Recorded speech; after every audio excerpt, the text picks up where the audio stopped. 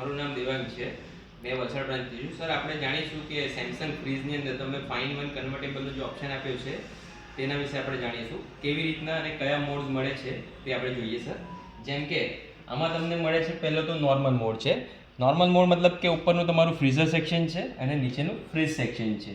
બીજો મળે છે તમને extra freeze mode. Extra freeze મોડનો બેનિફિટ એ છે કે તમારું વેજીટેબલ સ્ટોરેજ વધારે છે, ફ્રીઝર તમે યુઝ નથી કરતા, તો ફ્રીઝર સેક્શનને તમે કન્વર્ટ કરીને ફ્રીઝ કરી શકો છો. એટલે બંનેમાં તમે ફ્રીઝર સેક્શનની જેમ યુઝ કરી શકો છો.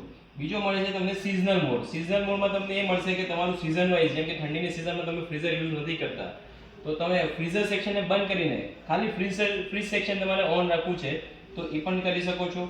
બીજું છે કે તમને એમાં મળે છે વેકેશન મોડ. વેકેશન મોડમાં તમે ફ્રીઝર સેક્શનની અંદર સ્ટોરેજ રાખ્યું છે અને કશે બહાર જાઓ છો તમે અને ફ્રીઝરમાં તમારું કંઈ પણ વસ્તુ નથી, તો તમે ફ્રીઝર સેક્શનને ઓન રાખીને ફ્રીજ સેક્શન તમે ઓફ કરી શકો છો.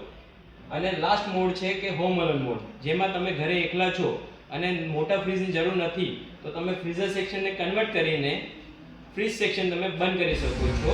અને કેવી રીતના કરી શકો છો કે તમને અહીંયા સિમ્પલ બટન્સ આપ્યા છે, તો અહીંયાથી તમે એને કન્વર્ટ કરી શકો છો. અને જે તમે ઓપ્શન યુઝ કરશો કે કન્વર્ટ કરશો તો તેનાથી તમારો પાવર પણ એટલો સેવ થશે. Thank you.